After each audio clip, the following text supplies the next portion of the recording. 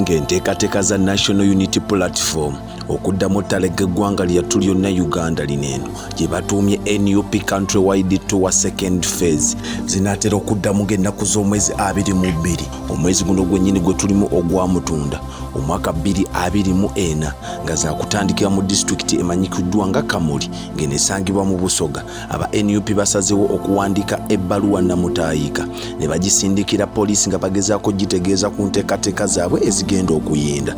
Mujjukira Luwaatu nti enteekateeka ezaasooka omukulu amanyikiddwa nga Frederico Enanga yavaayo n'ategeeza aba NUP nti bingi bye baakola nga tebigendedde ku mateeka ga poliisi, so ne basalawo okubayimiriza okugezaako kutwala mu maaso enteekateeka zaabwe. Ku mulundi guno eno n'aba NUP babadde bageza okukira gwe wali olabye, bawandiisa ebbaluwa gye nafunnyeko nange kopi. Ku mulundi guno nsuubira mpaawo kwewuddiisa na kwebuzaabuza ab'ekitongole ekya poliisi anti okusinziira ku bbankaluwa gye nafunye eno yatuuse ku kitongole kya poliisi ng'ennaku z'omwezi 17 omwezi guno gwennyini gwe tulimu ogwa Mutunda omwaka 2024 ng'eriko ekigambo oba omutwe mu lufuutifuuti mobilization tour and launch of membership registration in various districts of Uganda.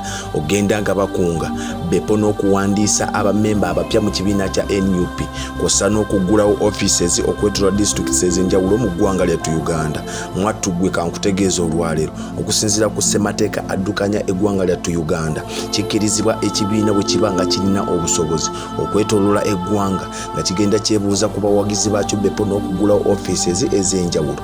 Nakutegeezeza nti mu kusooka baasooka ne bawandiika ebbaluwa ng'ennaku z'omwezi 10 omwezi ogwa Mutunda 2024 nga bagezaako okutegeeza poliisi ku nteekateeka za National Unity Platform ezigenda maaso mu ggwanga lyattu Uganda ez'okuwandiisa bammembers abapya.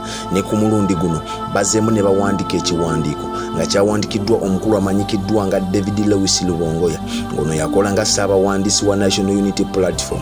Yabategeezezza nti nga ku mulundi guli twabategeeza ku ky'okuwandiika nate tugobye bumale tubategeeze nti tugenda taayaya eggwanga lyattu Uganda nga tugezaako okutegeeza abalonzi baffe kw'ossa n'okuggulawo offices zaffe okumala ebbanga eryo erigere era okusinziira ku nteekateeka zaabwe 22 bali Kamuli, 23 Bugweri, 24 Palisa, 25 Tololo, 27 Mityana, 28 Mukondo ewa Honorable Betty Namboze, 29 Masaka ewa Mpuuga, 3 Kyotera, 3 Mwemu Bukomansimbi, nga 4 Masindi, nga 5 Pakwaki, 6 Zombo, 7 Koboko, 10 Sembabule, 10 Kiruhura, 12 Bushenyi, 13 Lukungiri, 19 Ggulu, 2 Pada, 21 Kitugumu olwo second phase evalabikenga etuuka ku ntandikwa y'enkomerero. Twagala kulaba poliisi ku mulundi guno oluvannyuma lw'okufuna ekiwandiiko oba inaagezaako okuteekesa enteekateeka za NUP ogenda bukwaku mu ggwanga lyattu Uganda.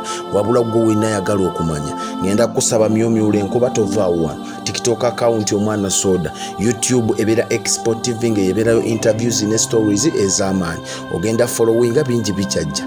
Nze Omwana Soda Nyamugereka Ddunda Lugaba atakuumira mpeera kkiriza kunkuumire ku lwa Katonda n'ensi yange Uganda. Export TV to the world.